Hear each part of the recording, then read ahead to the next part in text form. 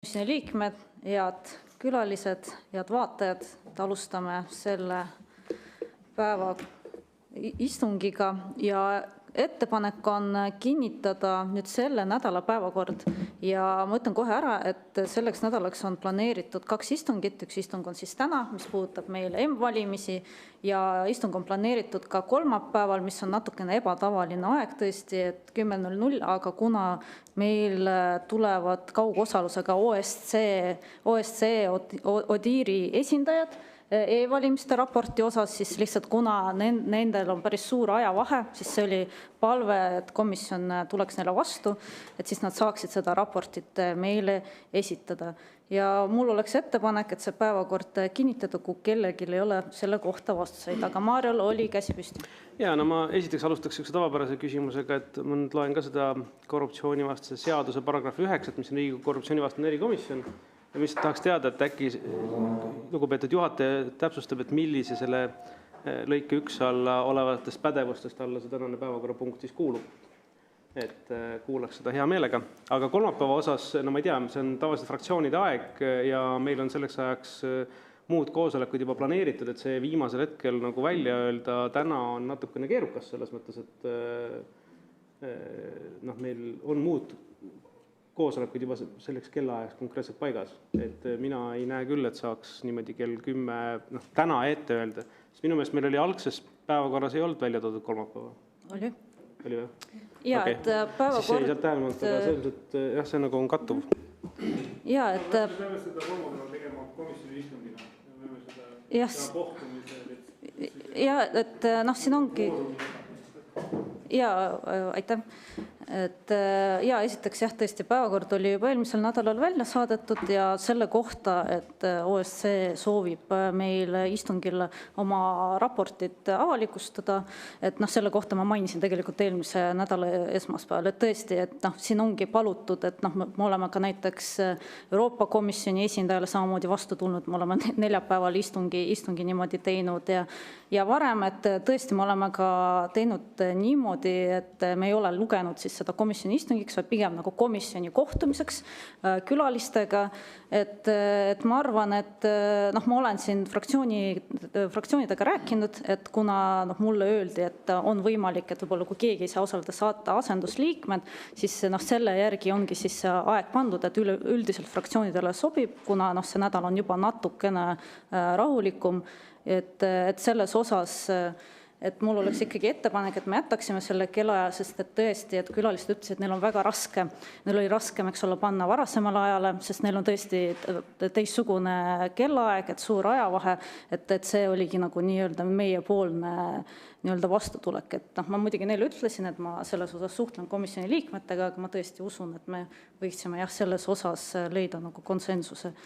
Nüüd, mis puudutab e-valimisi ja kuidas see seostub meie komisjoniga, et e-valimisi on tegelikult päris mitmel korral juba varem arutatud ja et see läheb ja see on läinud meie korruptsioonivastase erikomisjoni, sest meil on üks asi, millega me tegeleme, on ka ennetus ja läbipaistvuse tagamine.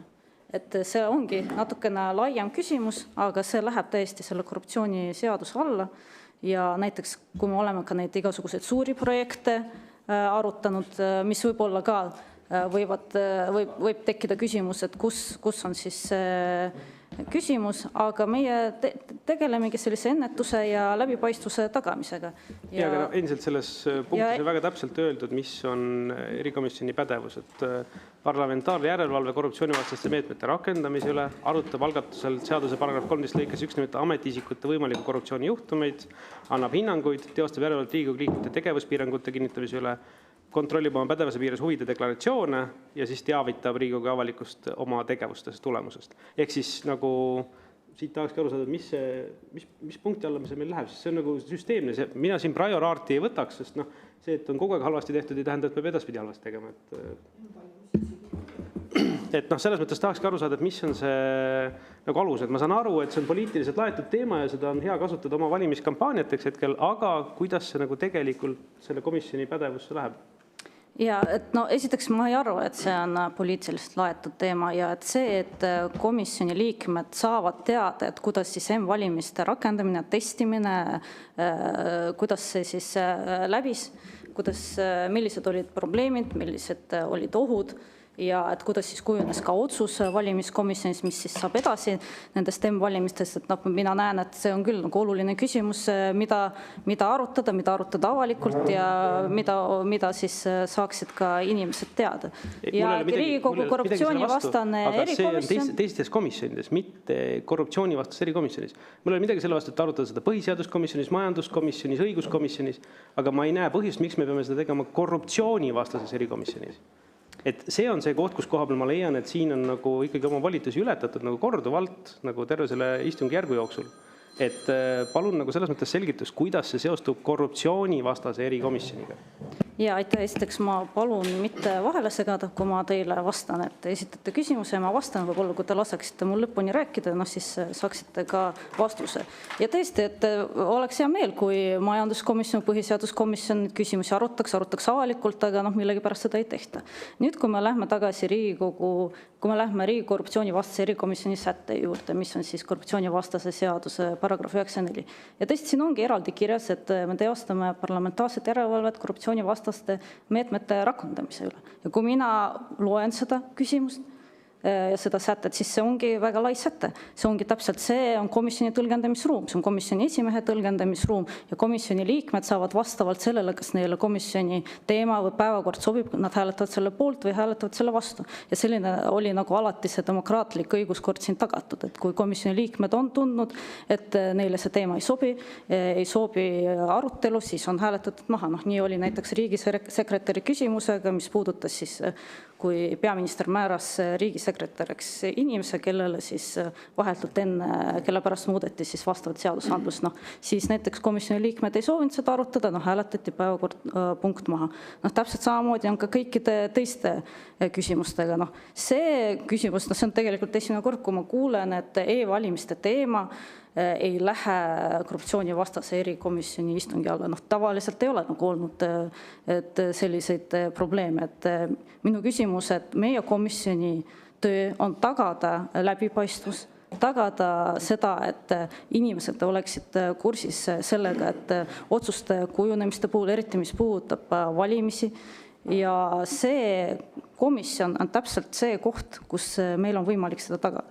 Nii et mul oleks ettepanek, et liikuda selle päevakava kinnitamisega, töökava kinnitamisega selleks nädalaks ja ikkagi see punkt avada, sest noh, vastasel juhul meil jällegi läheb see aeg sellise vaidlemise peale ja meil on veel mitu punkti täna, mis ma sooviks arutada, et kas või see huvide deklaratsiooni kontroll selleks aastaks ja Riigikogule komisjoni tegevustest ja tulemustest ülevaate andmine, et ka selles osas teksti kooskõlastamine.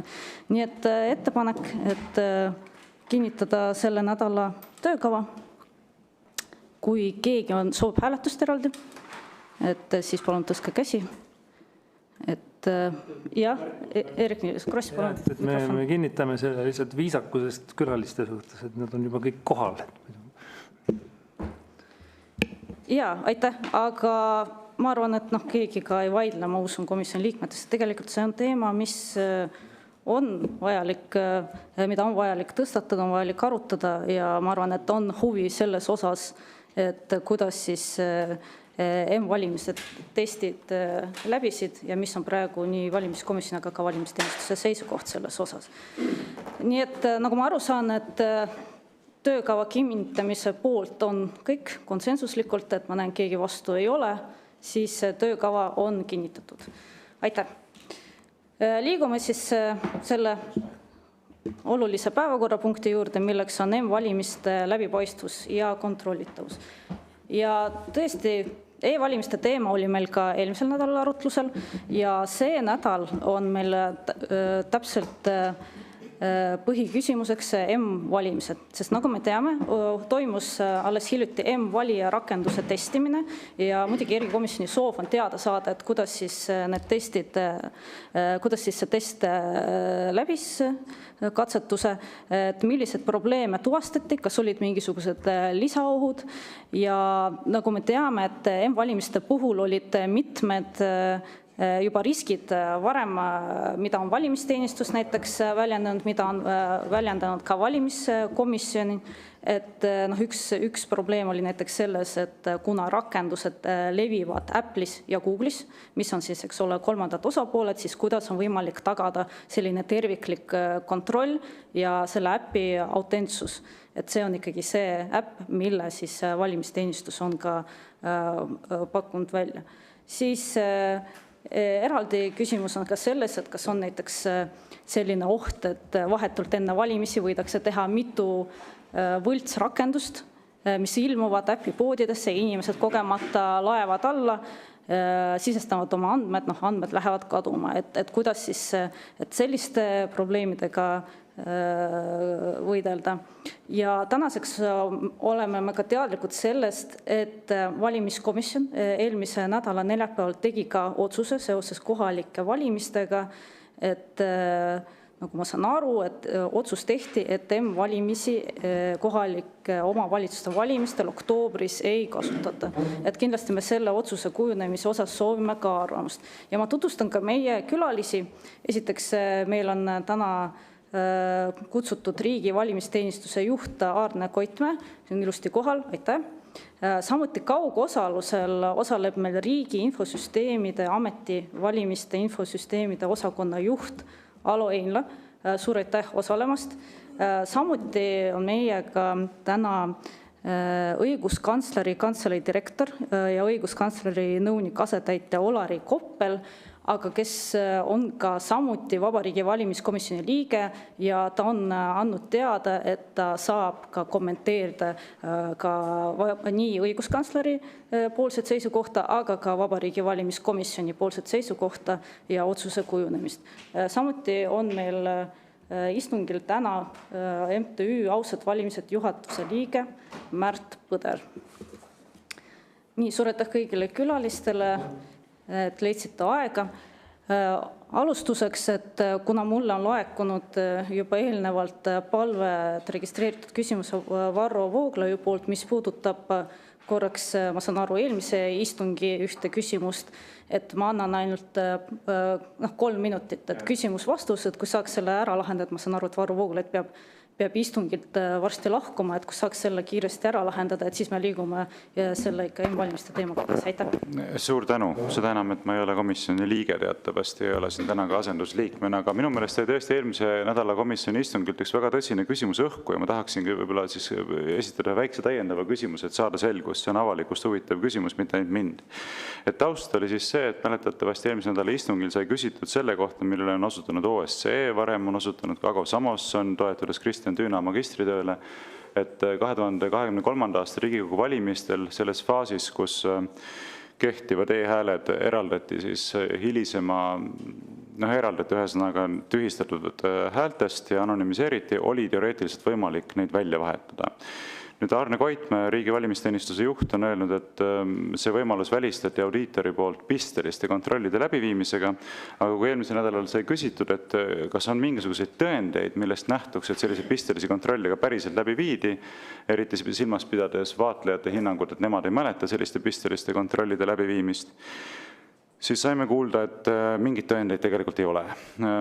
Aga üks väga oluline aspekt jäi üles ja kahju, et ei jõudnud seda adresseerida siis, nüüd ma teeksin ka seda siin, et Märt Põder mainis vaatlejana, et oli küsitud riigi valimisteenistuse käest, kas saadakse pärast vaatlejatena ligipääs nendele videodele, mis tehakse audiitori tegevusest.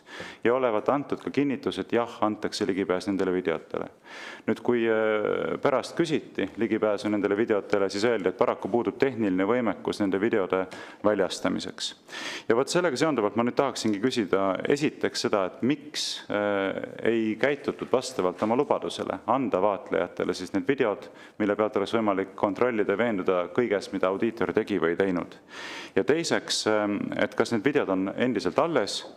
Kui on alles, siis kuidas saab nendega tutvuda, kuidas meiega Riigikogu liikmetena saaksime nendega tutvuda, kuidas vaatlejad saavad nendega tutvuda. Ja kui ei ole alles, siis miks neid enam alles ei ole, et seal ju ei ole mitte mingid isikuandmeid ega midagi muud sellist, mille tõttu peaks need hävitama. Nii et 2 küsimust. Miks ei antud vaatlejatele neid, kuigi lubati anda? Ja teiseks, kas on alles ja kui ei ole, siis miks ei ole? Aitäh!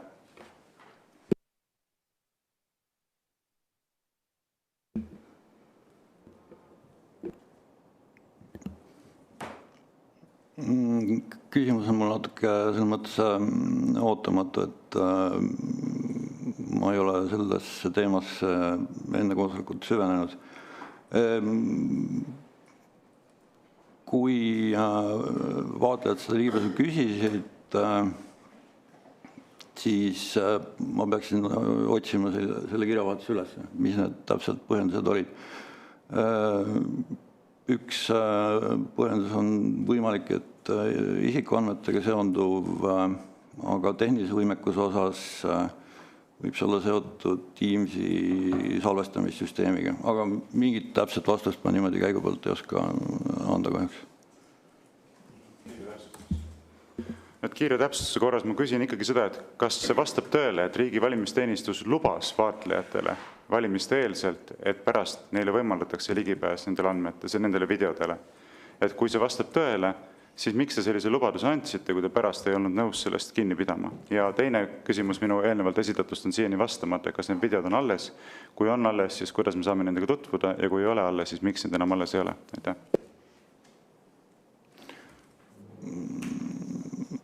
Esimest küsimust ma ei oska kommenteerida. Mis puudutab seda, kas videod on alles, siis minule teadaolevalt nad ei ole enam alles, nad on kustutatud. Aga miks te ei oska seda kommenteerida, kui teie ise olete riigi valimisteenistuse juht? Te peaksite ju teadma, kas lubati ligipääs nendele videodele või lubatud ligipääsu nendele videodele. Ja kui lubati, siis miks seda lubadust ei täidetud? Aitäh.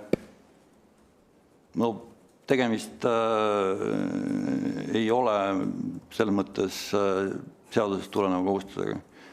Et me ei saa anda sellist lubadust toimingu kohta, mida ei ole olemas.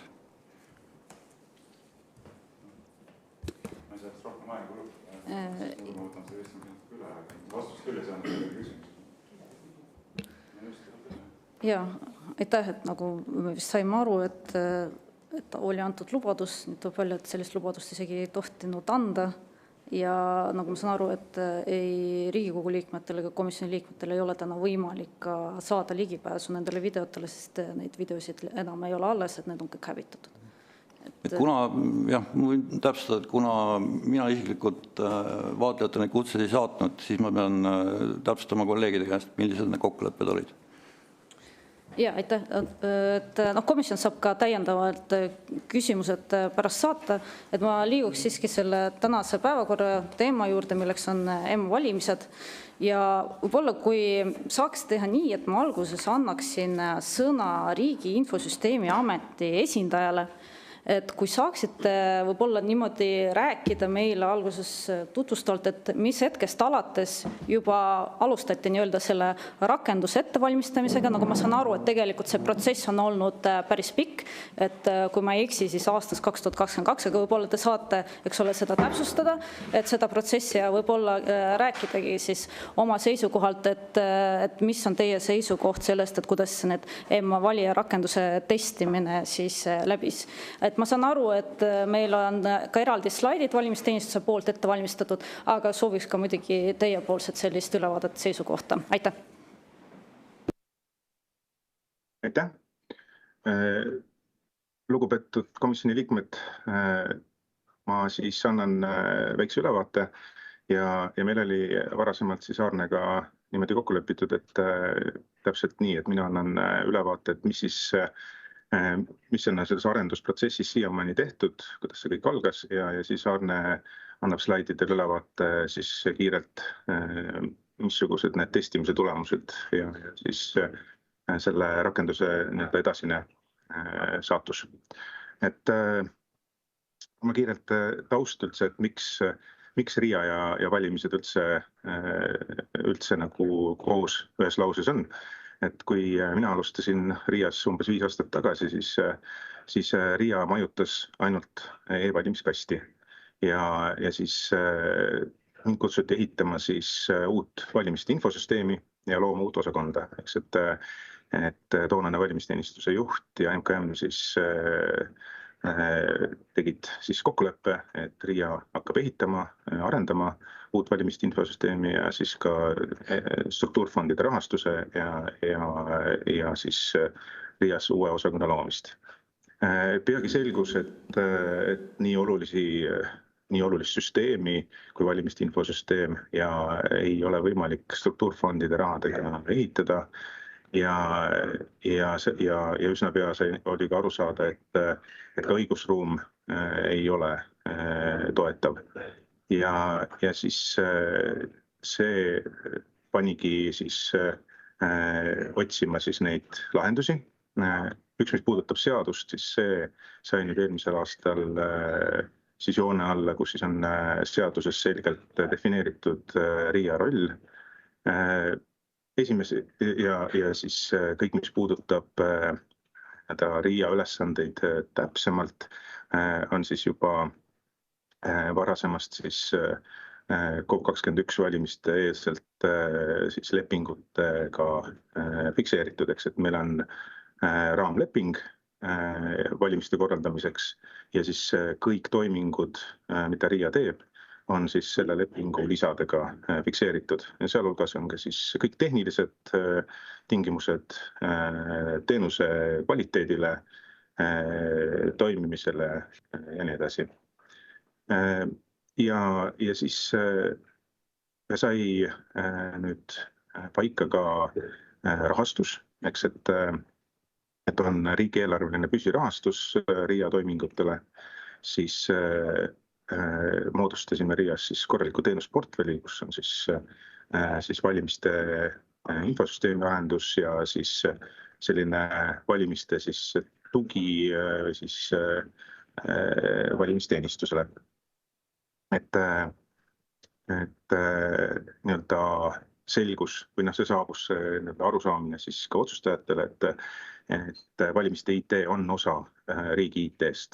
Et see tähendab seda, et me peame järgima riigi kehtestatud mittefunktsionaalseid nõudeid, tehnoloogia arengu hüpete soovitusi, küberturvet, et oleme riigi arendustega ühel joonel. Ja siis olemegi nüüd praeguseks kujunenud siis selliseks valimisteenistusele, selliseks IT-partneriks, et arendame, haldame ja majutame siis valimisteks vajalikke süsteeme. Ja siit on ka siis selle meie portfelli siis selline, meie teenusportfelli siis kirjelduses, siis RIA nii-öelda valimiste täisteenus, kus me siis tegeleme selle valimiste infosüsteemi arenduse halduse majutusega. Valimiste infosüsteem ise, paari sõnaga ütlen, on siis alussüsteem, mis siis on nii paber- kui e-valimistele, kus siis registreeritakse kandidaadid, hallatakse elektroonilisi valija nimekirjasid, kus on tulemused ja siis põhitöövahend, mis me siis paberjaoskondades siis arvutites jaoskonnatöötajatel on. Siis endiselt majutame siis e-hääletuskogumisteenust ja seal siis algab meie vastutus siis sellest, kui tulevad valimisteenistuselt meile töökäsud, et valimiskast üles panna, ja siis kui valimised lõpevad, toimetame kasti siis valimisteenistusse ja kus siis meie vastutus ja volitused lõpevad.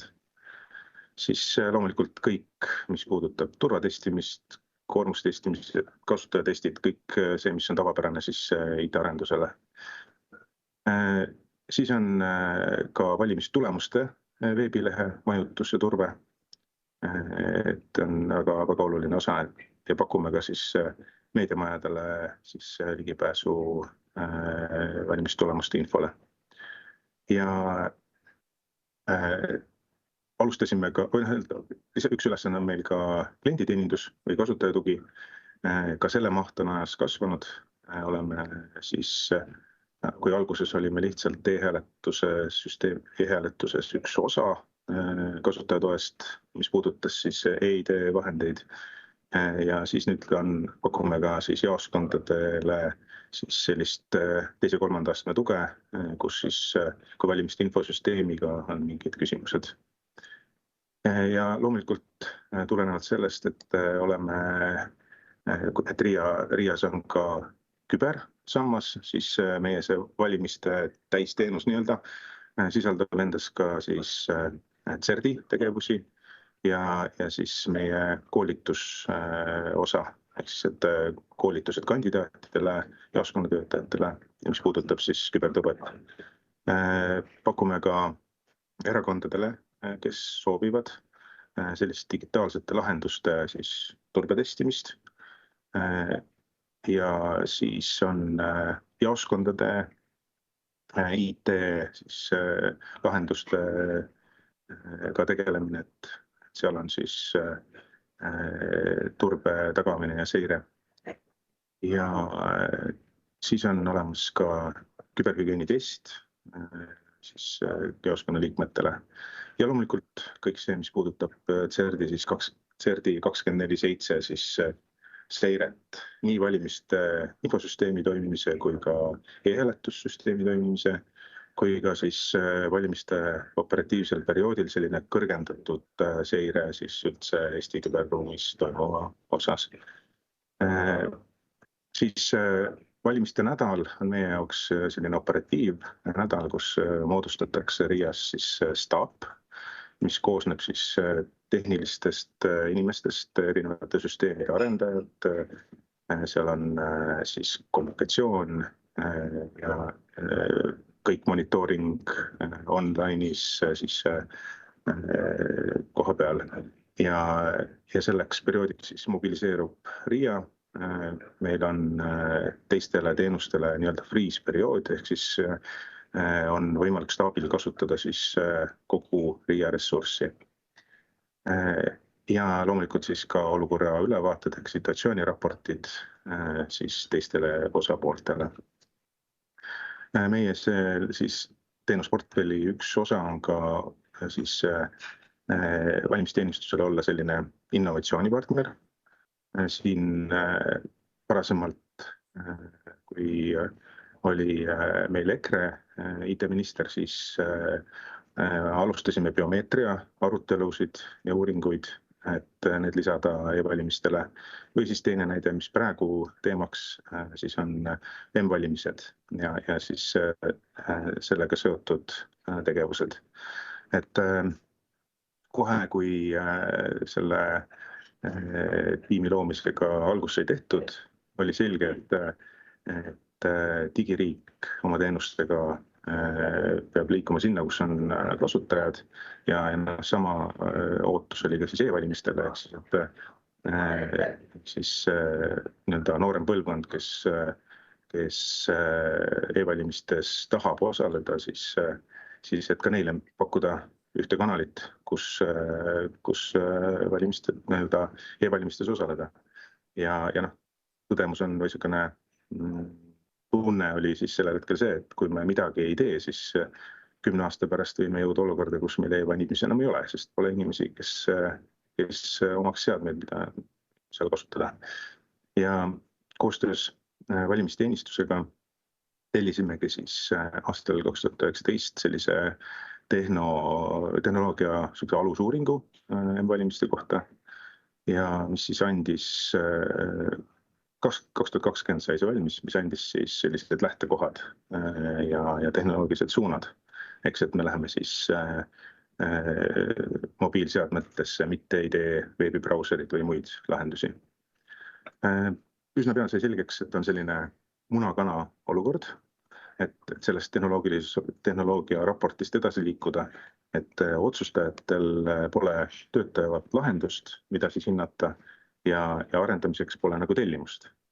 Et siis tollel hetkel oli majandus- ja kommunikatsiooniminister härra Sutt, kes siis tegi siis RIA-le tellimuse, et siis ehitada töötav proof of concept. Ja selle arendus algaski siis nagu mainitud 2022 alguses. Alustasime selle tööga, aga siis oli üsna kiiresti tekkis ka selline poliitiline ootus ka koalitsioonilepingus kirjas olevana, et me saaks juba Riigikogu 24 siis selle kasutusele võtta, mis siis tähendas, et me peame liikuma kiirendatult edasi ja siis sellise täislahendusega. Ja siis ma korra segan, vabandust, et te ütlesite, et Riigikogu 2024, te pidasite silmas 2023 valimised ikka vist. Vabandust, minu viga. Ja siis koostöös RVT-ga või valimisteenistusega siis alustasimegi tööd, et vastata siis valimisseaduses toodud siis sellistele valimiste põhiprintsiipidele. Et meil ei ole tegu tavalise siis äpiga, mis me võime siis öelda, kas Eesti äpp või mingid teised äpid. Et sellele kehtib palju rangem ja siis ootused on, rangem regulatsioon ja ootused on palju suuremad. Ja siis alustasime ka koostööd Apple'i ja Google'iga, sest meil oli aluseks see, et meil on mobiiliäpid ja suuremad mured, mida me siis ei suutnud ennem siis Riigikogu valimisi maandada valimiste korraldajate jaoks piisavalt, olid siis auditeeritavus, mis puudutab täpselt seda poolt, mis ka mainitud, et levitamist, et me anname siis levitamisest osa nagu enda kontrolli alt ära. Ja kõik, mis puudutab operatiivsust valimisnädalal, et kui on vaja teha mingeid muudatusi, uuendusi, kuidas siis poodidega siis koostöö on rakenduste poodidega, siis oli verifitseerimine, et me peame kasutama, et valija peab kasutama teist seadet. Ja siis selle pinnalt me nüüd oleme teinud tööd kuni siis nüüd eelmise nädala neljapäevani. Ja ennem seda siis oli ka mitmed testimised on olnud meil nende mobiilirakendustega. Ja ennem seda siis mais oli ka siis tavapärane IT-arendustes avalik testimine. Ja kokkuvõtvalt võib öelda, et testimine läks väga hästi.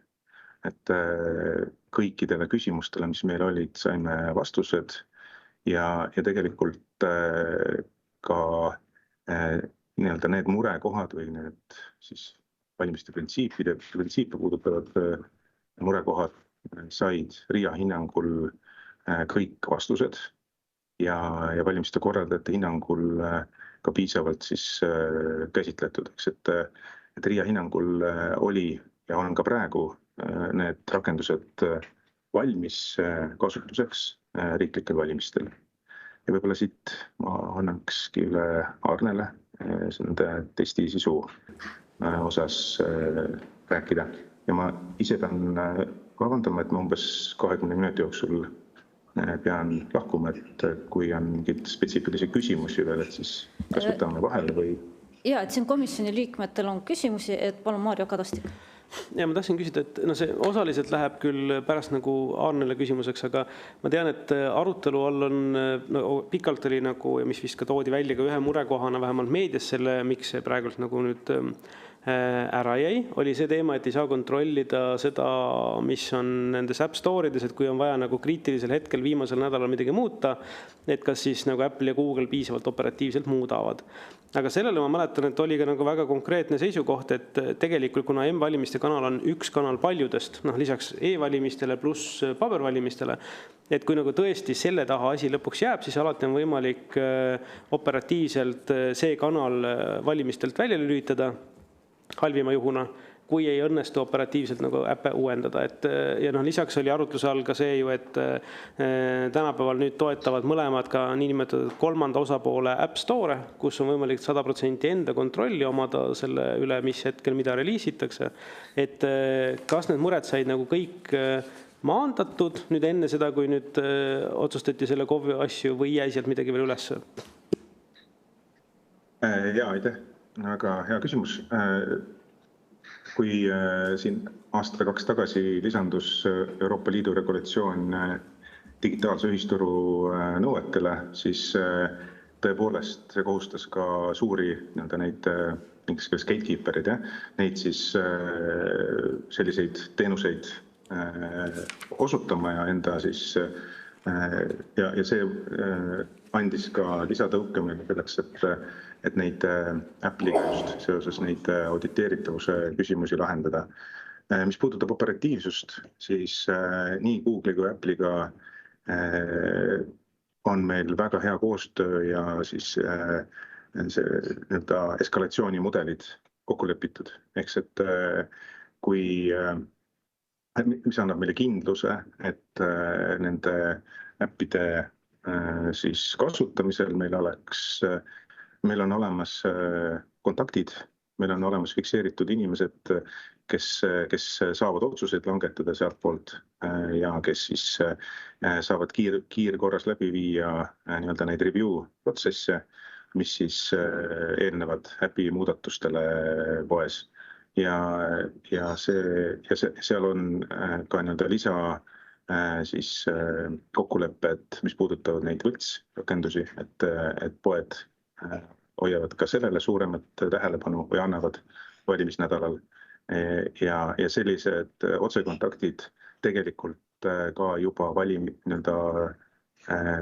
ma nüüd eksin, see oli siis Europarlamendi valimiste eel juba ka päriselt töötasid meil, et e-valimiste kontrollrakenduse muudatused, mis oli vaja kiiresti teha ennem valimiste algust, toimusid täpselt selle eskalatsioonimudeli alusel, et kõik toimis selles mõttes, et ja punkt 2, need rakendused on juba ennem nii head, et neid ei ole vaja valimiste ajal muuta ja siis punkt 3 on siis need, mida siis te välja tõite, et see on lihtsalt üks lisakanal.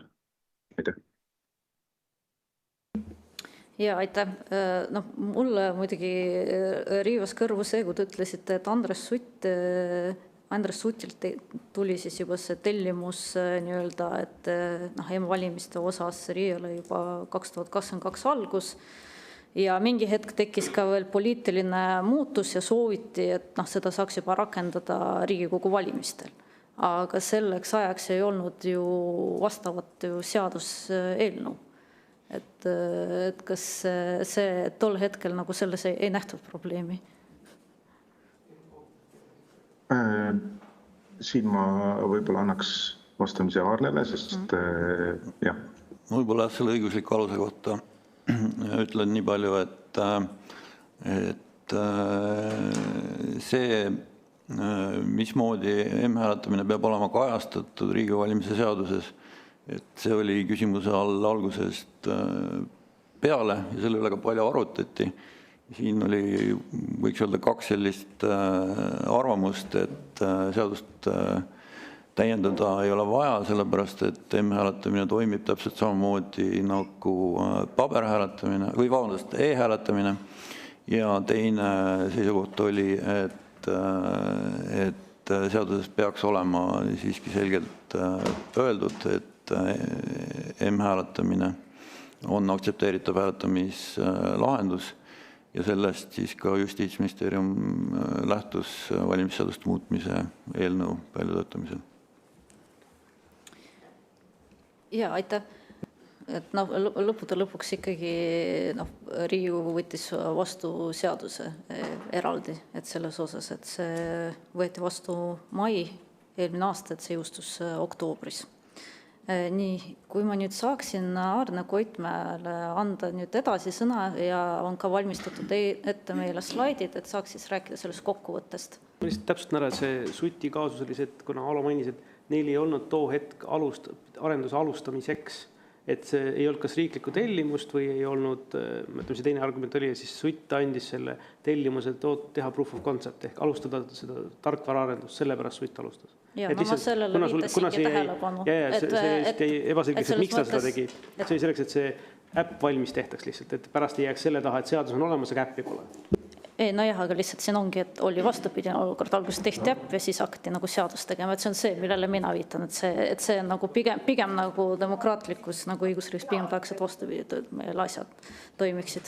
Et alguses võetakse seadus vastu, et on see poliitiline otsus tehtud, Riigikogu otsus, kus on rahvaesindajad ja siis liigutakse vastavate nagu tarkvaraarendustega ja raha eraldistega. Aga palun valimisteenistuse juht. Aitäh, ma räägin siis lühidalt sellest, kuidas läks M-hääletamise avalik testimine 20. maist kuni 22. maini. Kuna Alo on väga sissejuhatuse juba teinud, siis ma selliselt M-hääletamise üldise tutvustuse jätan vast vahele. Aga eesmärgid, mille poole me liikusime, olid see, et see valjarakendus oleks sama turvaline, sama lihtsasti kasutatav kui arvutirakendus ja et oleksid lahendatud siis need spetsiifilised küsimused, mis puudutavad M-valjarakendust ehk siis see, kuidas neid levitatakse ja kuidas nende terviklust kontrollitakse, et siin on erinevused võrreldes tavalise arvutirakendusega, kuna me avaldame selle oma veebilehel ise, siis on ka need küsimused sellega lahendatud. Testi käigus siis me tegime läbi kogu protsessi alates valjarakenduse loomisest, üleslaadimisest. Testi käigus said kõik soovijad hääletada, piiranguid siin ei olnud, alates 15. eluaastast sai hääletada, et siin arvestasime ka potentsiaalse valijaskonnaga sügisestel valimistel, et need, kes on 16 täis saanud, et neil oleks ka võimalus seda proovida. Samuti seadistas RIA siis häältekogumisserveri ja tegi läbi siis ka kogu selle protsessi kuni meile hääletamiskasti üleandmiseni välja. Ja seejärel ka lugesime hääled ja tegime kindlaks hääletamistulemused. Testi põhjal see, mis puudutas RIA-t, toimis väga hästi, majutusteenus toimis, oli loodud ka kasutaja tugi, mis samuti toimis, probleeme sai lahendada. Ja mis puudutab elektroonilise hääletamise süsteemi nii-öelda seda sisu, siis need uuendused, mis on viidud sisse valjarakendusse ja mis siis on tegelikult viidud sisse ka arvutirakendusse, millest kõige olulisem on siis Smart-ID tugi. Need ka toimisid, toimis ka täiendav hääle kehtivuse kontroll, ehk siis kas hääl on allkirjastatud korrektse avaliku võtmega.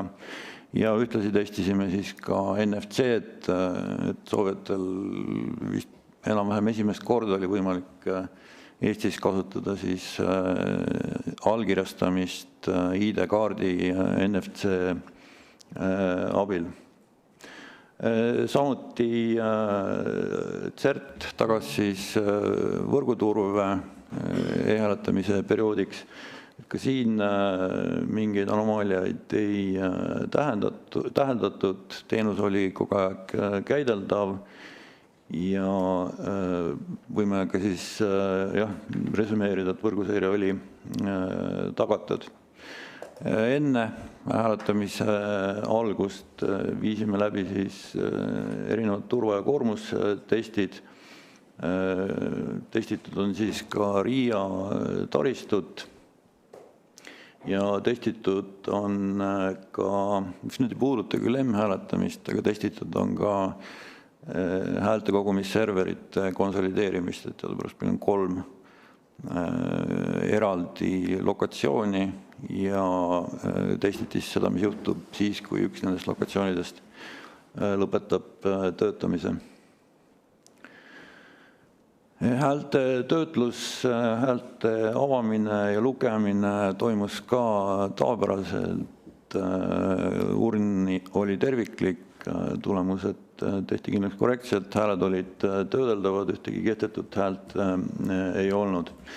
Nüüd oluline osa sellest testist oli siis ka kasutajate tagasiside saamine, et ühest küljest me tahtsime saada sellist tehnilist tagasisidet, et mis probleeme võib ilmneda kasutajatel, aga küsisime ka kasutaja mugavuse kohta ja siin nagu tulemustest näha, siis vastuvõtt oli väga hea, rahulolu oli väga kõrge, olenevalt siin küsimusest, mis oli 5-pallisüsteemis, see natuke varieerus, valjarakenduse allalaadimine oli 89%, leidsid, et see on lihtne, valjarakenduse töökindlus 85% ja valjarakenduse kasutamise lihtsus 93%.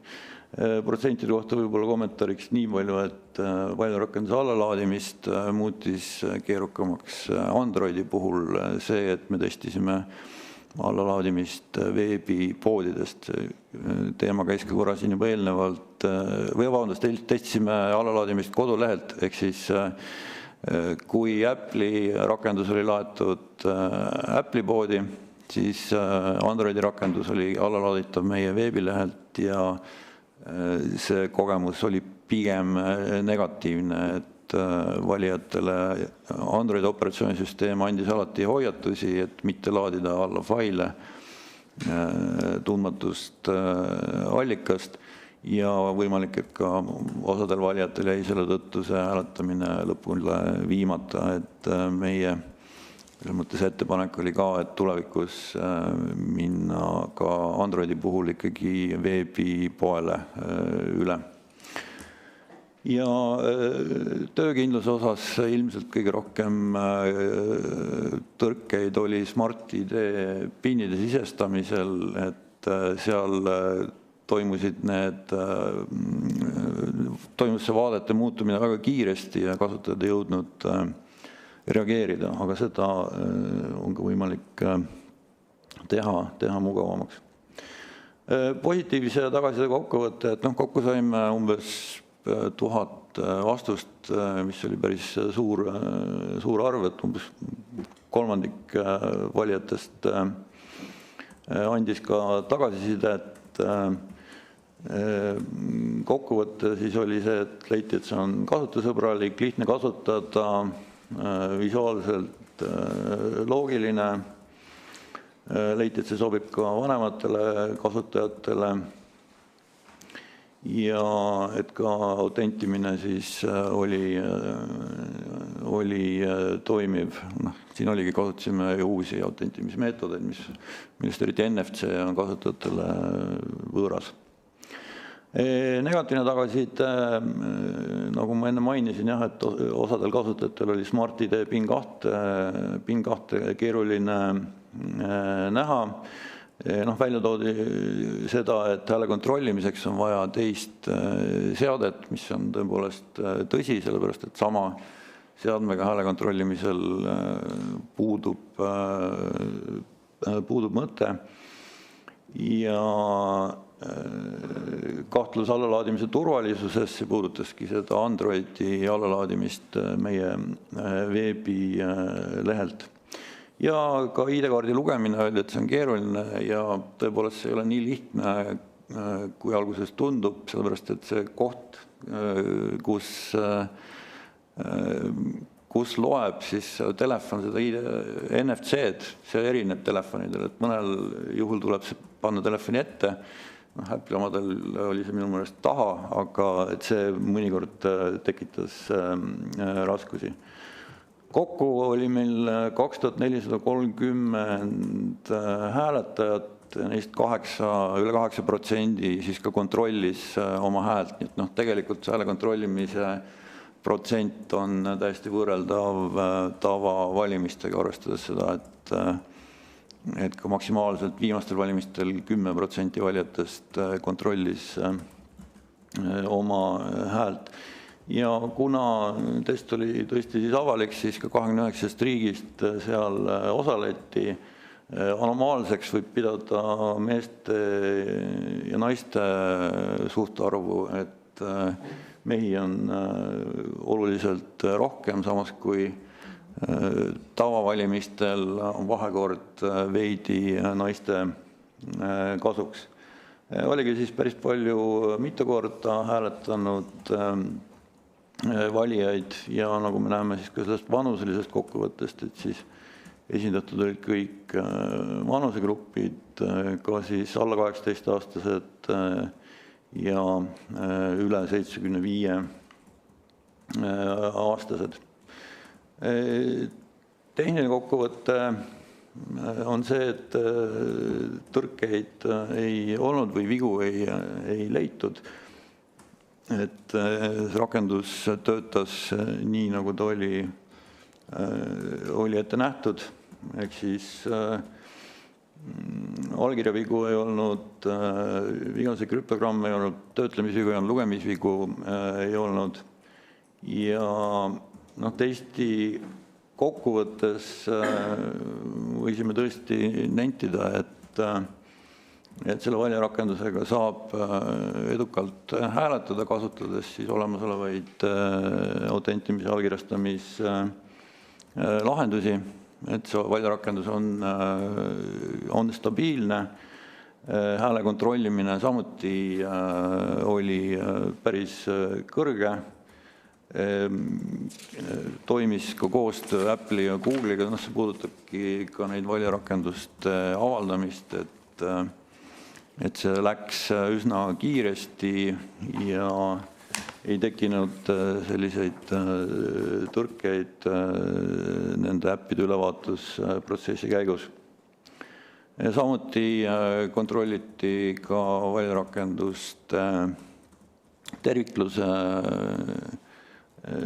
tervikluse kontrolli võimalust, ehk siis kui Androidi rakendusel on see võrdlemisi lihtne, arvestades seda, et see oli meie veebilehel üleval, siis Apple'i puhul on individuaalsel valijal seda kontrollida keeruline, mistõttu oleme siis koostanud vastava juhendi, kuidas seda läbi viia.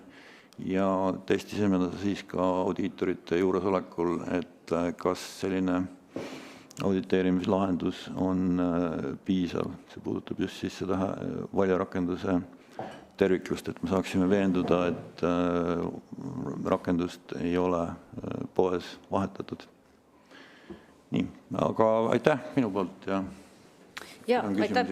Et ma annaks tegelikult nüüd ka kohe sõna meil ka õiguskantsleri büroo esindaja, aga ka kes on ka valimiskomisjoni esindaja, et võib-olla te saate enda poolt anda nii-öelda tagasiside, mis on siis õiguskantsleri seisukoht valimiste osas, aga ka kui palju on teil võimalik rääkida ka nii-öelda valimiskomisjonis nagu selle otsustusprotsessi kujunemisest, et nagu me tõesti teame, et valimiskomisjon tegi otsuse, et valimistega ei minda kohalikele valimistele, et võib-olla siis saate rääkida nendest asjadest.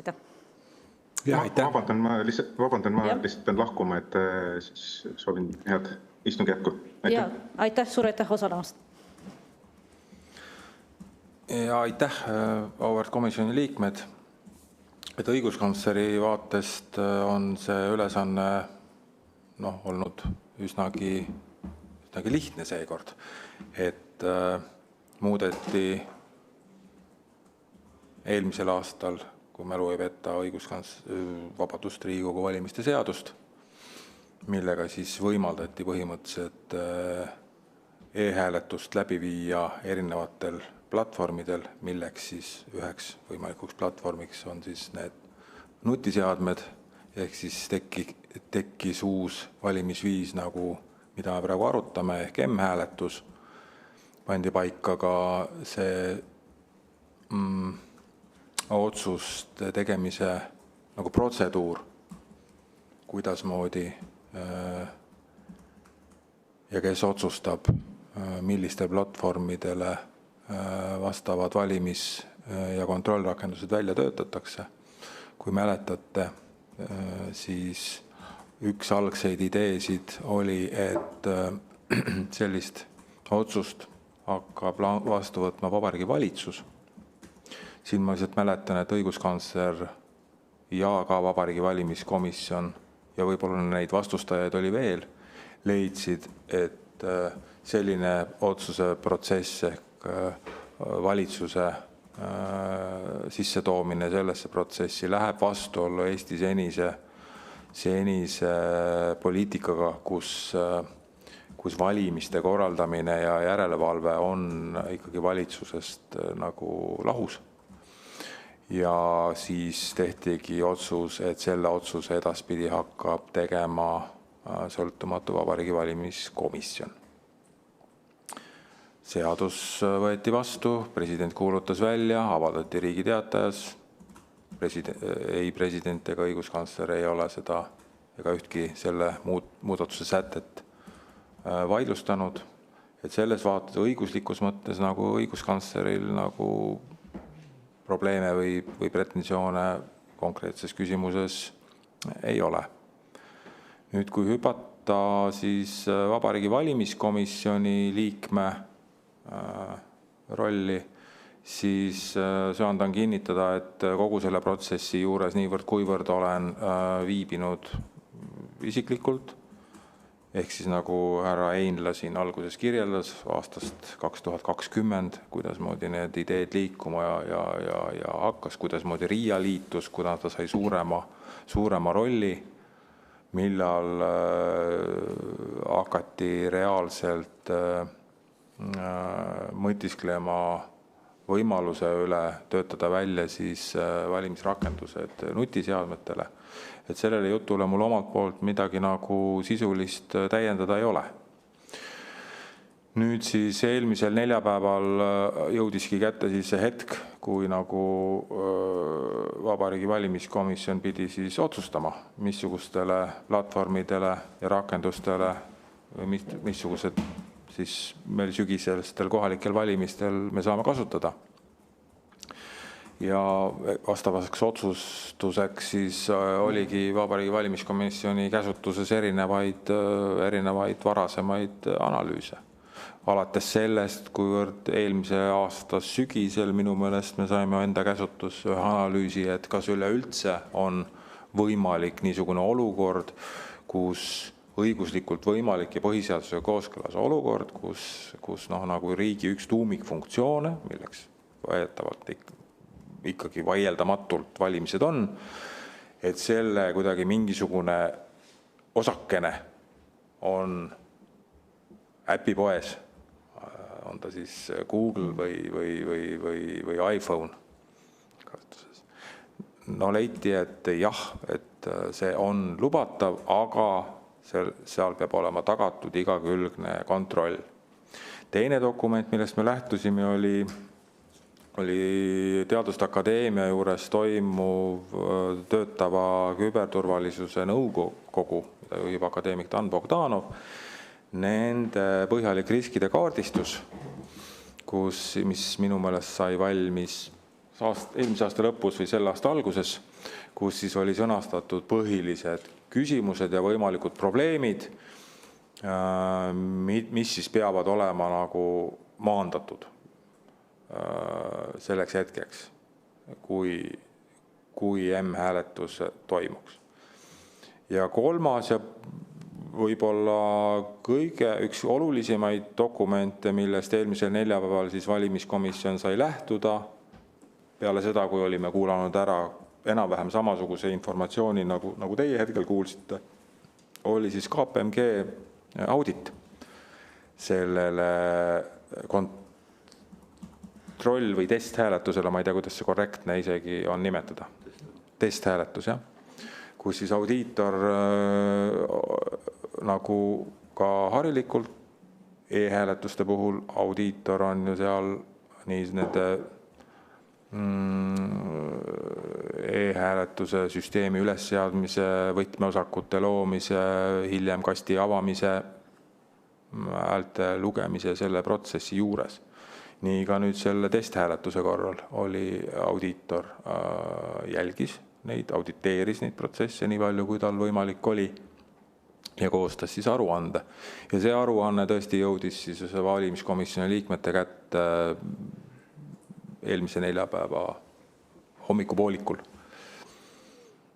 Ma siiski olen veendunud, et kõik otsuse teinud valimiskomisjoni liikmetest olid selle audiitori aruande läbi lugenud. Ja osalt öeldes nüüd nagu kui küsimusi tekkis, siis küsimusi saigi tekkida tegelikult selle auditi pinnalt. Kuivõrd mingid küsimused ja sõnastused olid sellised, mis andsid põhjust kahelda, kas kõik seaduses ette nähtud etapid on auditeeritud. Ja üheks võib-olla põhiliseks probleemiks osadele valimiskomisjoni liikmetele saigi see, et audiitor kasutas siin ja seal ühes kohas kindlasti sõna, et seda või teist protsessi on võimalik auditeerida. Aga reaalselt ta seda ei auditeerinud. Siis üks erisus, mis nüüd oli valimiskomisjonile oluline, oli see, et see testhääletus jäljendaks võimalikult täpselt seda reaalset olukorda, mis meil valimiste päeval või hääletamise ajal sel sügisel nagu oleks. See siis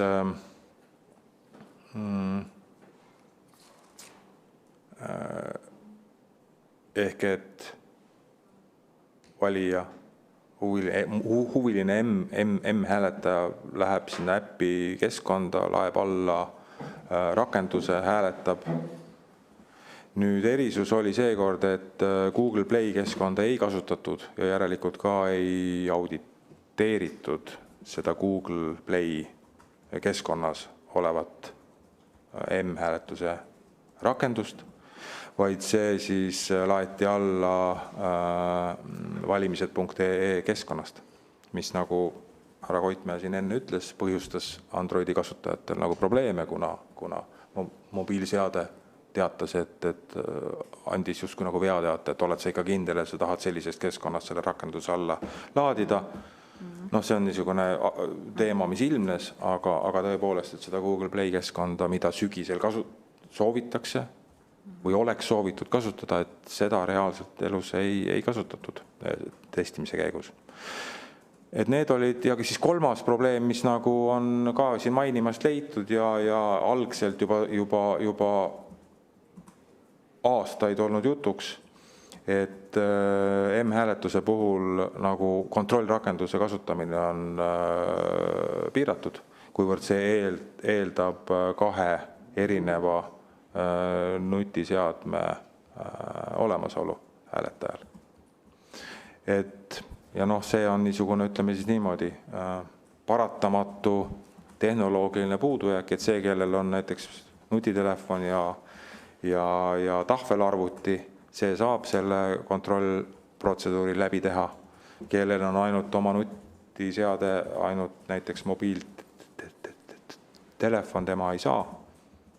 Ja siis see on see koht, need olid need kohad, kus nagu iga Vabariigi valimiskomisjoni liige printsiibis pidi tegema siis selle põhjendatud otsuse, et enda jaoks põhjendatud otsuse, kas toetada M-hääletuste kasutuselevõttu juba sel sügisel või mitte. Et noh, see oli nüüd minupoolne niisugune kokkuvõte nendest põhilistest argumentidest, mis ringi käisid. Ma etteruttavalt ütlen, et ma siin ühegi nende argumendiga sisuliselt vaidlema eriti ei hakkaks, kuivõrd mul puuduvad volitused nagu võtta sõna oma teiste Vabariigi Valimiskomisjoni liikmete nagu seisukohtade küsimuses. Enda seisukohti ma võin, kui kedagi huvitab, ma võin võib-olla lähemalt avada, aitäh. Jaa, et ma kohe annan komisjoni liikmetele, siin olid küsimused, et ma korra küsin, et te mainisite seda kontrollrakenduse küsimust, et eks ole, et selle jaoks tähelt kontrollida on vaja kasutada teist, eks ole, seda telefoni või iPadi. Ja siin on nagu küsimus, kas see võib mõjutada ka hääletamise salajasuse printsiipi, et siis hääl avaneb, eks ole, teises selles nagu iPadis või telefonis? No jah, küsimus on asjakohane selles mõttes, et kui sa kasutad selleks kontrollrakenduseks ehk oma M-hääle kohalejõudmise kontrollimiseks näiteks oma elukaaslase, abikaasa, sõbra, töökaaslase mobiilseadet, siis abikaasa, elukaaslane, kolleeg, sõber näeb seda. Et siin me ei saaks rääkida siis nagu, aga kui sul on tõesti endal olemas nii mobiil kui tahvelarvuti, sina üksi kasutad seda, hiljem kustutad rakendusi, siis see on tehtav, jah. Ja aitäh. No ilmselgelt kõigil inimestel ei ole nii palju seadmeid. Ma annan nüüd edasi sõna Maarja Kadastikule. Ja ma tahtsin küsida paari erineva komponendi kohta. Ma saan aru, et see lõppkokkuvõttes see otsus mitte seda teha selle aasta KOV-valimistel taandus laias laastus 3 punktile. Üks on see, et osasid häiris see, et audiitor ütles, et saab kontrollida, aga ei kontrollinud. Selle osas ma muidugi küsiksin koheselt nagu teise küsimuse juurde, et miks ei kontrollinud. Teiseks see, et Google Play'd ei kasutatud, vaid kasutati seda niimoodi sideloadingut ja nüüd otsustati, et kasutaks, et siis see oli välistav asjaolu, et lihtsalt seda ei ole testitud. Ja siis see võõra seadmes või ütleme see kontrollimise poole, et kas ma saan õigesti aru, et need olid need 3 põhilist kaalutluskohta, mille pärast see sel aastal ära jäi. Ja kui siis ma nende iga ühe kohta tahakski teada, et esiteks see, et miks audiitor ei kontrollinud, miks ei kasutatud Google Play'd ja et kas see tõesti on nagu piisav argument, et aga seda peaks arutama siis juba komisjoni liikmetega. Ja selle võõra seadme osas mina ütleks küll niimoodi, et kui ma võtan, ma ei tea, abikaasa telefoni, et kontrollida, siis ei, seal ei ole midagi, sa just kännid seda QR-koodi, telefoni saab inimese poolt ära keerata, et sa näed ise selle tulemuse ära ja siis paned kinni ja see ei ole, et automaatselt näeb, et ma arvan, et seal on ikkagi vastavalt inimese enda tahtlusel on võimalik väga edukalt saavutada ka see hääletamise salajasus, et see ei ole nagu selles mõttes argument võõra seadme kasutamise vastu, et pigem nagu tehnoloogiliselt peabki olema 2 eraldi seadet. Et see minu meelest ei ole nagu argument, aga need esimesed 2 ma tahaks küll teada, et kas need olid need põhjused ja mis olid põhjused? No nagu ma ütlesin, need olid need argumendid, mis nagu seal arutelus, nagu mida kõige rohkem nagu kasutati, et põhimõtteliselt, kui ma olen aru saanud, siis ega Vabariigi Valimiskomisjoni liikmel oli õigus vastu hääletada ka näiteks põhjusel, et ta lihtsalt ei taha, et M-hääletust ei toimu, ega ta ei pea seda põhjendama just. Olgu need siis mis iganes argumendid, kas see teeks nii, et nagu me ei moodustanud seal mingisugust nagu pingerida nendest, et mis puutus nagu ütleme siis, mis oli see kaalukeel. Et selleni me nagu ei jõudnud, jah, aga ma lihtsalt kui küsiti, siis ma andsin niisuguse nendest asjaoludest. Nii palju täpsustaks, et vaata, kuna see pressiteadet tõesti oli välja, et on vaja veel arutada, siis ma seetõttu eeldasin, et olid mingid teemad, mis jäid püsti. See, kui kellelegi lihtsalt ei meeldi, seal ei ole, see arutamine ei pruugi midagi muuta, aga et ma mõtlen seda, et siis nagu, et need olid need põhilised murekohad siis. Jah, et tundub, et kui nüüd auditi protsess, oletagem, see on spekulatsioon. See on puhas spekulatsioon, rõhutan igaks juhuks. Et juhul, kui auditi raport oleks, auditi raporti kohta ei oleks Vabariigi Valimiskomisjonil tekkinud küsimusi, kahtlusi, siis ei saa üldsegi välistada, et hääletus valimiskomisjonis oleks andnud teistsuguse lõpptulemuse. Jaa, aitäh, et ma arvan, et valimiskomisjon sõltumatu organina teeb ka väga head tööd, see ongi selline valimiskomisjoni, iga komisjoni liikme kaalutlusotsus ja kui ma luban endale isiklikku hinnangut, et arvestades seda, mida mainiti, et sellised asjad olid eks ole, auditi raportis, et tõesti kõiki asju ei auditeeritud ja see, et ei kasutatud ka näiteks seda Google Play keskkonda, seetõttu ei saanud testimise käigus ka selgust, et kuidas see üldse toimib. Ja mina arvan, et hääletamise salajasuse põhimõte võimalik riive, mis võib selle teise kontrollrakenduse seadme kasutamise puhul ilmneda, see on ikkagi tõsine mure, et see ikka ei ole see, et sa võid oma telefoni ära keerata ja see mure on lahenenud, et ikkagi need kõik hääletamise printsiibid tulevad meil põhiseadusest. Ehk siis siin on ka palju sügavam aspekt. Et ma korra, et meil on lihtsalt see, et meil on veel ka Märt Põder. Ei, ma küsisin 2 küsimust. Jah, sa küsid 2 küsimust, aga... Vastata veel lastud. Aga te saite ka vastuse. Aarne pidi vastama nendele, miks ei auditeeritud ja miks ei kasutatud Google Play'd. Ja ma lihtsalt korra ütlen, et meil on ka veel Märt Põder, et kui komisjoni liikmed lubavad, et me praegu vastame selle ära, siis anname veel Märt Põdrale veel sellise sõna ja siis lähme uuesti küsimuste juurde. Loodan, et sobib. Ja Aarne Koitmäe, palun. Nii, siin oli 2 või 3 teemat tegelikult. Miks ei auditeeritud? Mida tehti, oli see, et valimisteenistus teenistujad audiitorid juuresolekul tegid läbi selle auditeerimisprotsessi algusest lõpuni. Ja eesmärk oli siin just mitte niivõrd selle rakenduse autentsuse enda kontroll, vaid just selle protsessi edukas läbi tegemine. Et see viidi läbi, ehk siis kontrolli tegid valimisteenistuse liikmed ja audiitorid omalt poolt kinnitasid, et nende hinnangul on selline auditeerimine tehtav ja piisav. Aga tõepoolest nad iseseisvalt seda seekord läbi ei viinud. Mis puudutab Google Play'd, siis see küsimus, kas valirakendust avaldada veebilehel või äpipoes on olnud üleval praktiliselt kogu selle projekti algusest peale.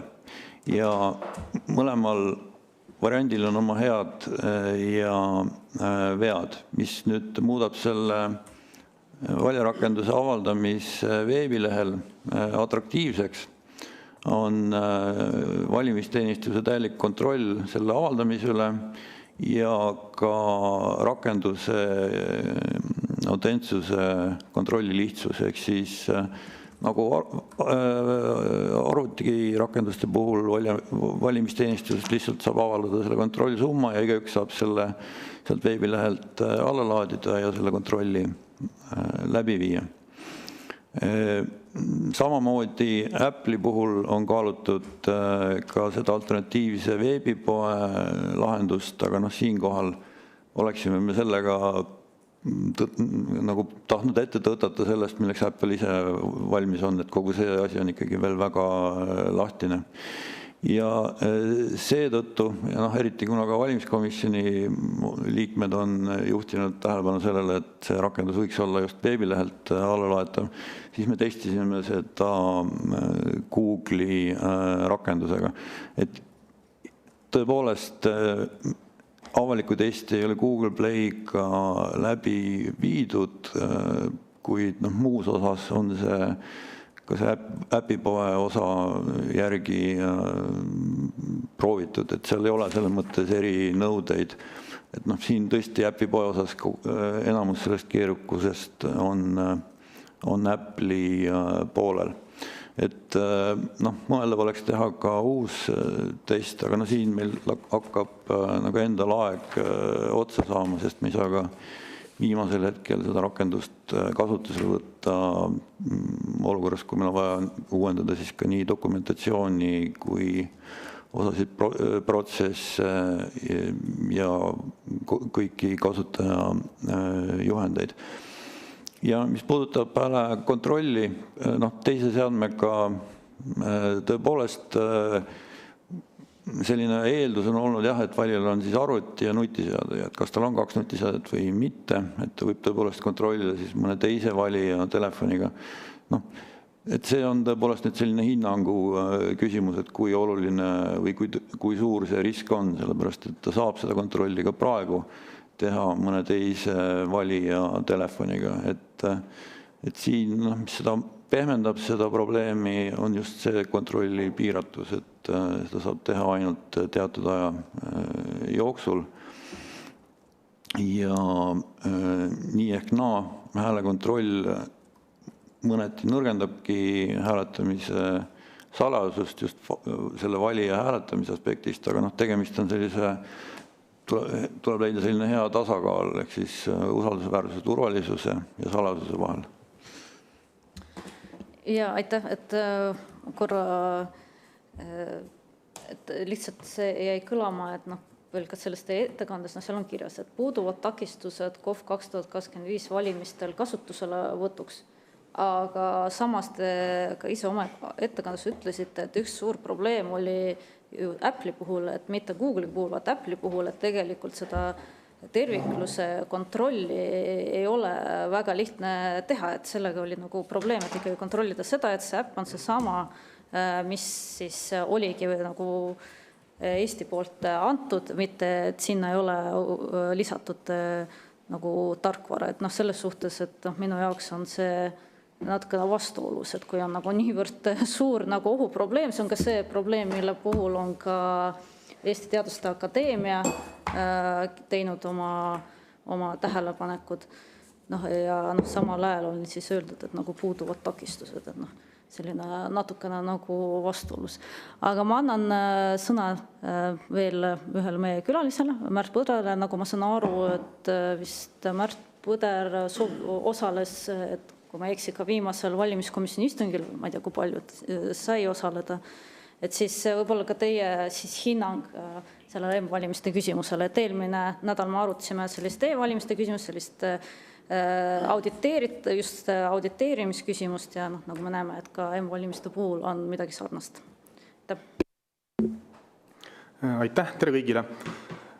Ma annan lühidalt ülevaate, siis mida valimisvaatlejad arvavad sellest e-hääletuse protsessist. Ja esimene tähelepanek on see, et vaatlejaid ei kaasatud. Et see tuli ka siis sellel valimiskomisjoni istungil tuli teemaks, et Teet Raidma tõstatas selle, et kuidas vaatlejad saaksid seal midagi hinnata, pööras pilgu minu poole, et just ka nagu vaatlejate eest rääkida ja küsisin ka koosoleku vaheajal siis Indrek Leesi käest, et miks siis vaatlejad ei kaasatud, selgus, et ei olnud aega. Aga nüüd täpsemalt siis, et mis on vaatlejate üldine seisukoht siis selle M-valimiste suhtes on see, et M-hääletamine toob kaasa mõned niisugused unikaalsed probleemid, mis on seotud mobiilseadmetega, aga põhimõtteliselt on tegu e-hääletuse laiendamisega, mis tähendab seda, et M-hääletuse probleemid on kõik need samad probleemid, mis on siis e-hääletuse probleemid. Et M-hääletus võtab üle e-hääletuse probleemid, mis on paljuski lahendamata ja toob juurde mõned. Ja võib-olla siis see kõige suurem probleem siis on see, et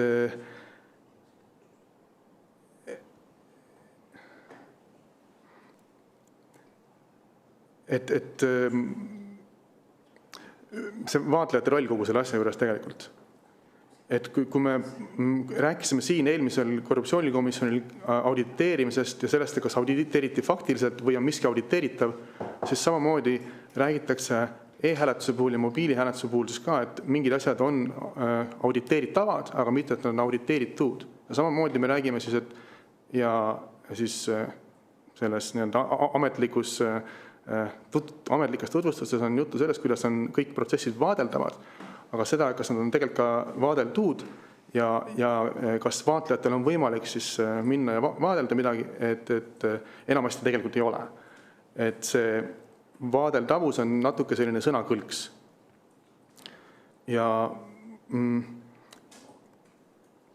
et see on selline huvitav asi, et me räägime siin sellistest asjadest, nagu mis on võimalik, aga mis on siis nagu faktiliselt teostunud, eks ole. Et võimalikkuse ja tegelikkuses asja ajamine, me räägime siin seda, et mõned asjad on teoreetilised, need ohud on teoreetilised, aga siis ühtlasi sellest, et ka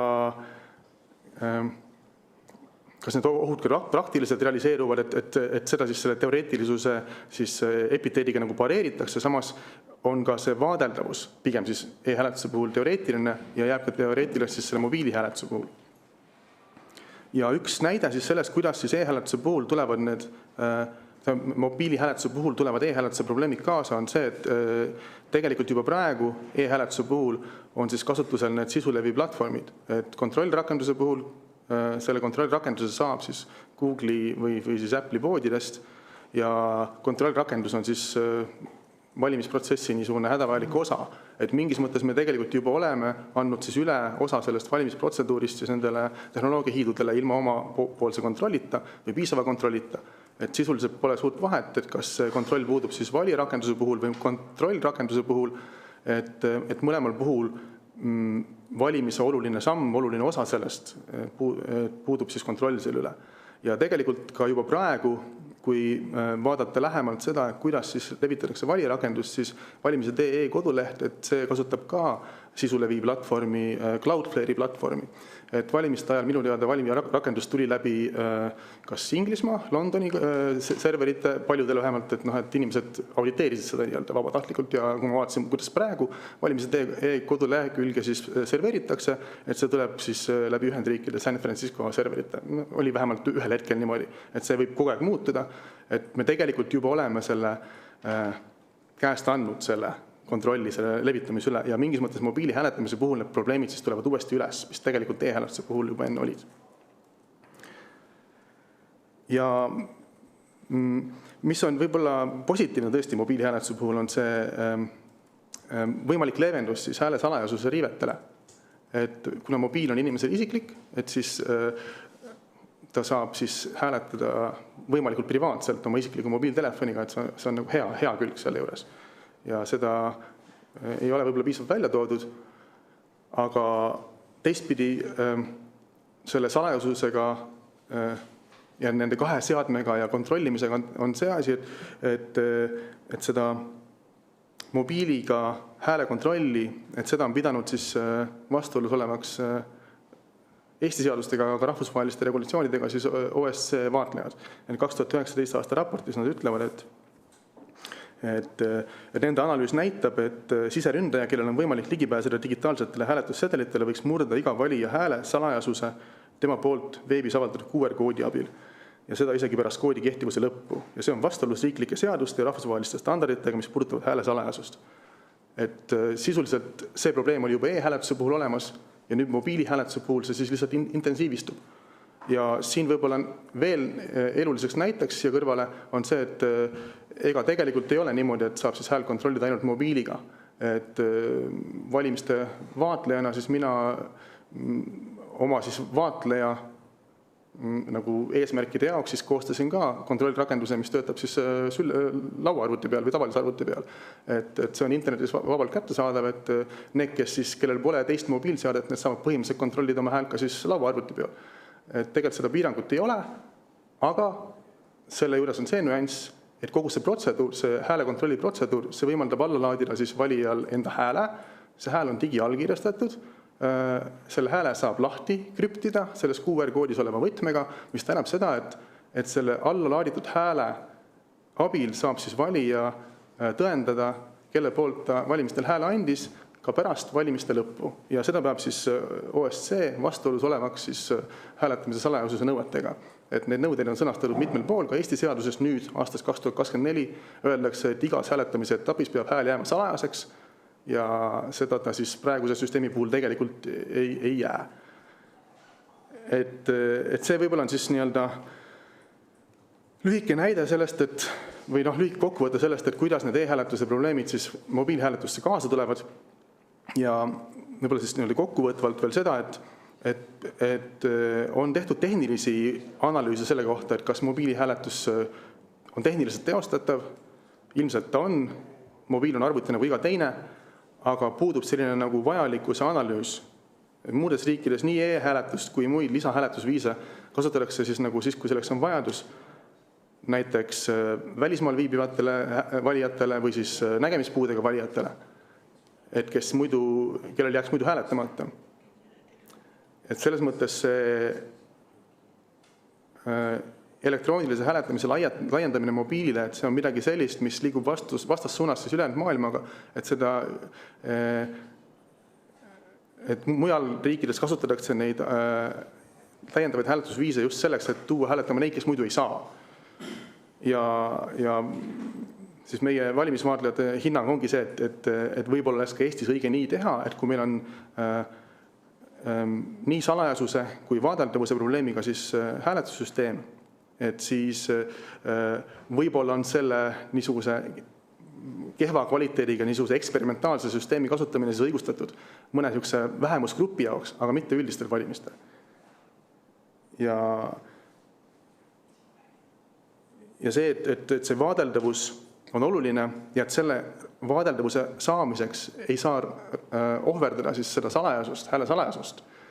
Arne Koitmäe siin osutas, et neil on niisugused vastandlikud põhimõtted. Eestis on tegelikult tehtud niimoodi, et kuigi peaks saama niimoodi, et mida rohkem ohverdada salajasust, seda paremaks saab vaadeldavuse, siis meil on ohverdatud salajasus, aga vaadeldavus pole vastu saadud. Et mingis mõttes see niisugune paradoks või asi on lahendatud valepidi. Ja lõppkokkuvõtteks veel siis seda, et iseenesest on positiivne, et seda vaadeldavust peetakse oluliseks, aga seda siis ei viida ellu, et Riigikohus on siis 2023 öelnud, et vaatlejad mängivad olulist rolli selles, et valimised toimuksid valimispõhimõtteid järgides ja oleksid lõppkokkuvõttes demokraatlikud. Seda rolli peaksid vaatlejad saama täita ka elektroonilise hääletamise puhul, mida eristab aina suurem hulk Eesti valijaid. Et seda praegu vaatlejad seda rolli täita ei saa. Ja selle tõttu siis on ka vaatlejate siis üldhinnang, et pigem peaks neid elektroonilise hääletamise viise siis piirama mingitele inimrühmadele, kellel seda vaja on, ja mitte siis nii-öelda arutult laiendama. Ja aitäh, ma saan aru, et Arne Koitmäe soovib kommenteerida, et võib-olla saate kommenteerida ka seda, et miks siis vaatlejad polnud kaasatud. Aitäh. Kõigepealt tegemist oli testhääletusega, kus vaatlejate olemasolu ei olnud kohustuslik. Teiseks, miks vaatlejad on kaasatud, on lihtsalt see, et valimisteenistuse töötajad tegelesid testi läbiviimisega, ehk siis see oli esmakordselt tehtud protseduur ja siin tõepoolest ei olnud võimalik kaasata vaatlejaid ja ei olnud ka vajalik neid vaadelda. Et ma ikkagi meenutan, et vaatlejad vaatlevad valimistoiminguid, valimiste ajal on neil võimalik anda hinnang sellele, kas need on läbi viidud korrektselt või mitte. Siinkohal oponeerin ka väitele, et vaatlemine ei ole võimalik, et vaatlemine on võimalik, kuigi sellisel mõtestatud kujul.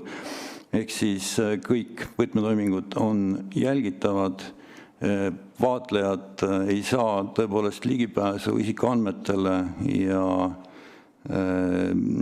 turvasätetele. Ehk siis me ei anna ühelgi juhul selliseid õigusi vaatlejatele. See ei ole vaatlemise osa, see ei ole ka nõutav mitte ühegi seaduse või rahvusvahelise põhimõtte alusel ja ma saan aru, et vaatlejatel on raske seda aktsepteerida, aga tõepoolest korraldajateks me neid võtta ei saa. Sedasama, kuna Märt Põder siin tsiteeris ka ühte Riigikohtu lahendit, sedasama on kinnitanud ka Riigikohus, et vaatleja vaatleb, mitte ei sekku aktiivselt protsessi. Mis puudutab nüüd kriitikat selle levitamise kohta, siis see ongi küsimus, mida on siin mõnda aega lahendatud. See tervikluse kontrolli lahendus on välja töötatud, see on olemas, see toimib, valimiskomisjoni hinnang oli, et see vajab täiendavat katsetamist. Mis puudutab arvutirakenduse avaldamist, siis nagu Eestis ikka kasutame ka meie pilveteenuseid, meie see põhipartner on siin riigipilv. Kui valjarakendus on siis tõesti alla laaditud kusagil teise riigi serverist, konkreetselt seda kommenteerida ei oska, siis võib-olla Märt Põdrale selgituseks siis, et selleks autentsuse kontrolli võimalus ongi olemas, et see vaatleja siis, kes selle rakenduse alla laeb, võib siis kontrollida, kas see rakendus on muutunud allalaadimise käigus või mitte. Mis puudutab hääle kontrollimist, siis nagu ma ütlesin, see on teatud mõttes kompromiss hääle salasuse ja turvalisuse vahel. Et Märt Põdrale see võib-olla ei meeldi, selline võimalus on praegu seadusega sätestatud.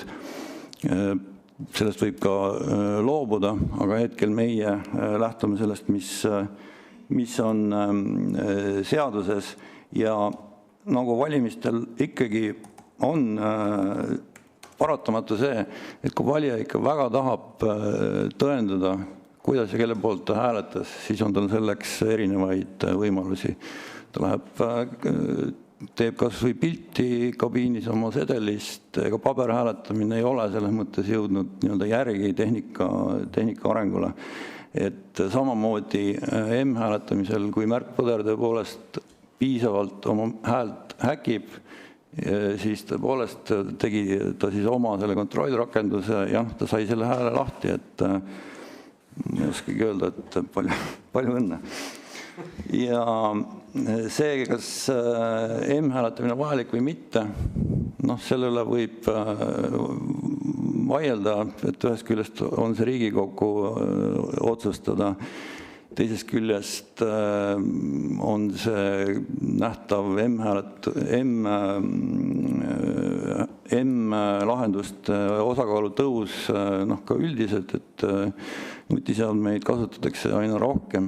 Välisriikide kogemustest võib öelda, et kui arvutatakse interneti hääletamist, siis tihti on just kõigepealt arvutlusel M-hääletamine, sellepärast et arvutite kasutamine ei ole kõigis riikides nii suur.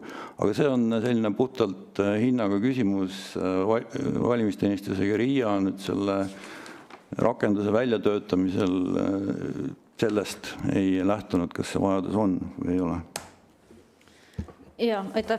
Ma korra kommenteerin seda, et minu arvates ei ole nagu väga kohane naeruvääristada nagu teisi külalisi ja ka vaatlejaid. Et ma saan aru, et võib-olla teile ei meeldi vahepeal nende kommentaarid, aga see ei ole nagu väga kohane, et nüüd, eks ole, niimoodi nagu naeruvääristada ja niimoodi võib-olla mingil määral ülevalt vastata, et me püüame alati siin komisjonis olla lugupidavad kõigi arvamuste suhtes ja sest et need on samamoodi teatud rahva arvamuse esindajad, nii et võib-olla tulevikus võiks nagu vältida sellises nagu stiilis vastusest. Et ma annan Märt Põdrale, et kiire kas kommentaar või küsimus ja siis meil on veel järjekorras mitme küsimused, et siis.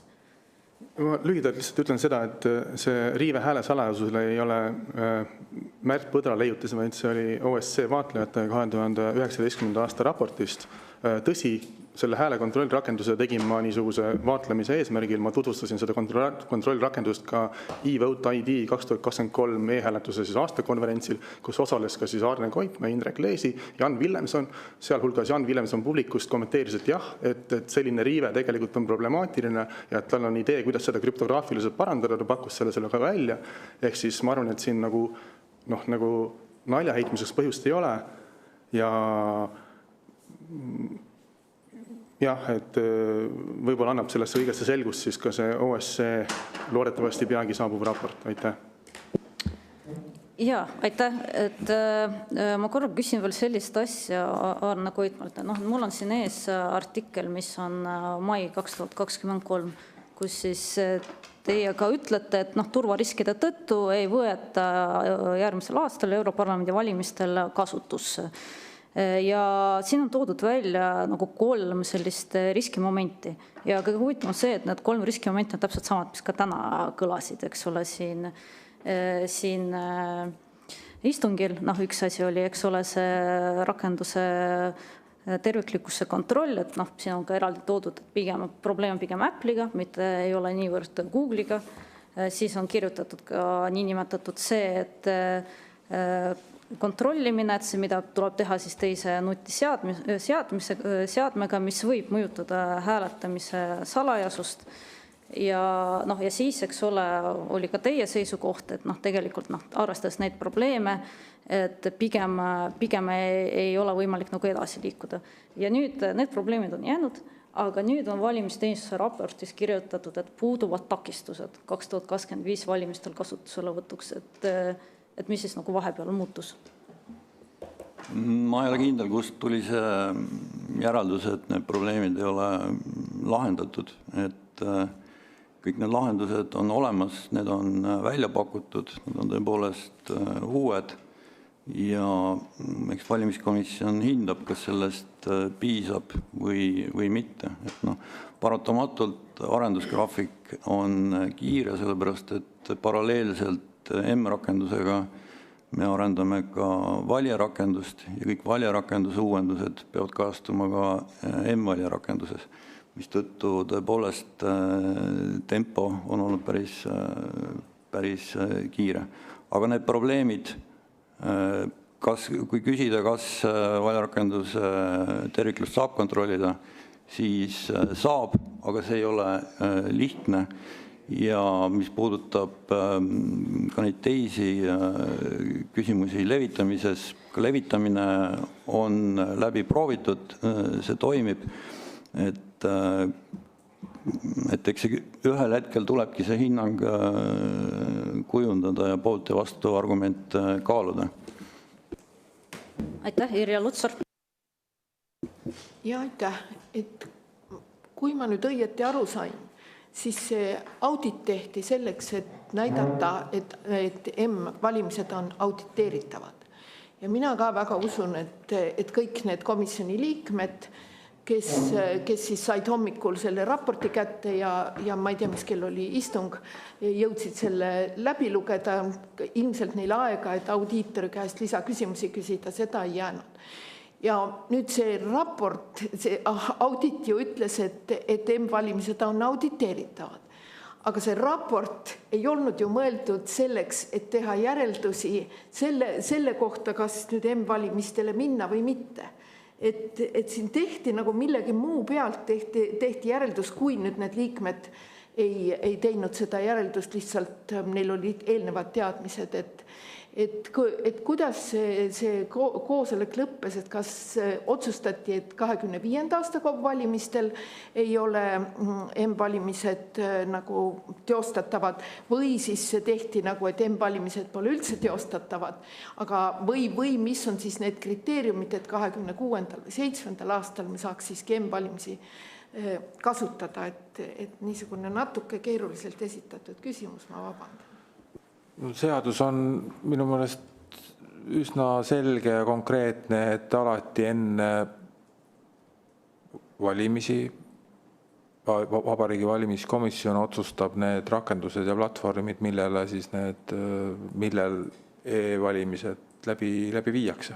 Et mina mõistan seda niimoodi, et kui hakatakse valmistuma 2027. aasta Riigikogu valimisteks, siis kunagi järgmise aasta suve lõpuks, sügiseks peab Vabariigi Valimiskomisjon seda küsimust arutama ja langetama uuesti otsuse. Et see, ütleme nii, kui Riigikogu on seadusega loonud võimaluse mingiks valimisviisiks, siis see võimalus on seal kuni selle hetkeni, kuni Riigikogu otsustab teistmoodi. Mille põhjal see otsus langetatakse, ütleme, järgmisel korral, et kas need selle korral ilmnevad probleemid parandatakse ära või minnakse täpselt selle sama asjaga ja siis on lihtsalt teised inimesed, kes teevad teistmoodi otsused või kuidas see otsus tekib?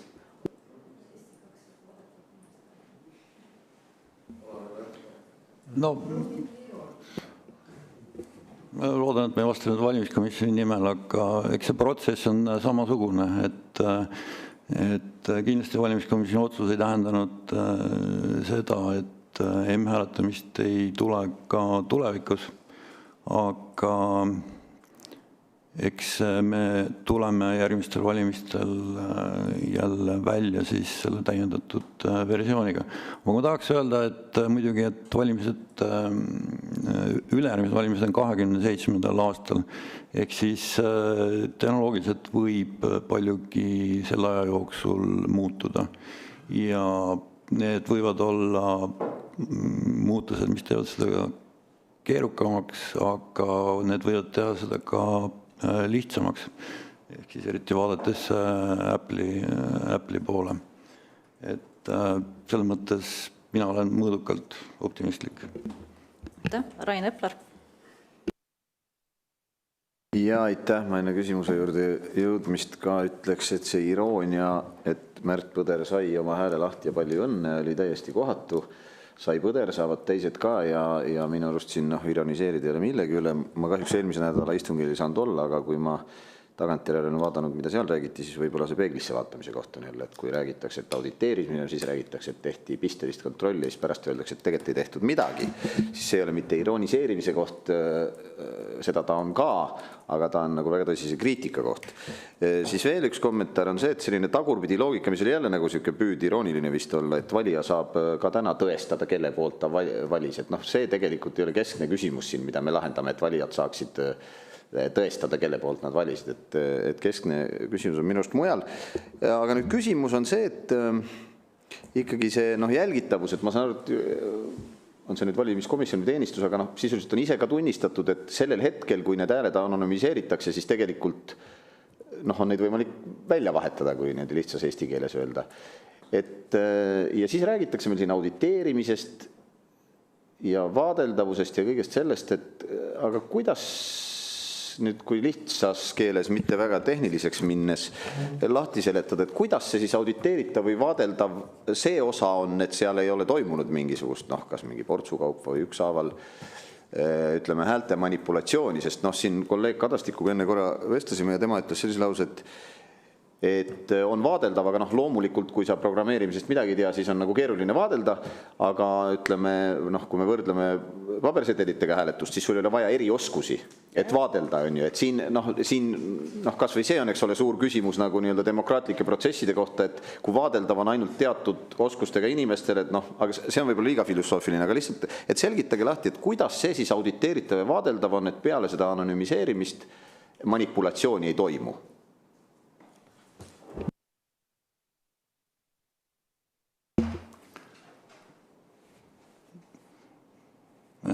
Kogu see toiming on auditeeritav hetkel audiitorite poolt auditi rakendusega.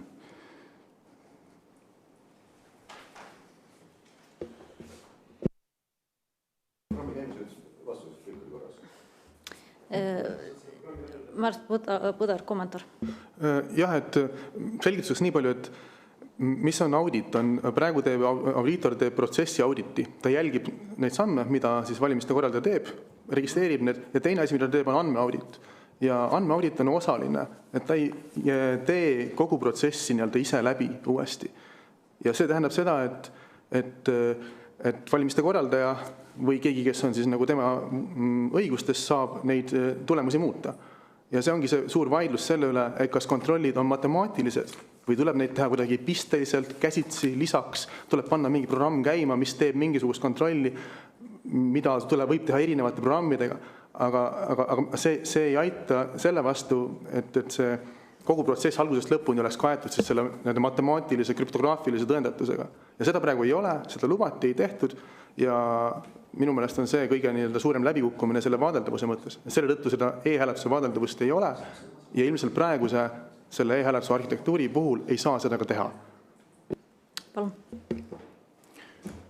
No, vaidlen siin paraku vastu, et kogu protsess on algusest lõpuni auditeeritav, et see protsess on teada ka Märt Põdrale ja selles mõttes ei ole siin mingisugust saladust. Kogu see lähtekood on avalik, kõik huvilised on saanud sellega tutvuda, et me ei tee midagi kusagil salaja, mida ei saaks kontrollida. Jah.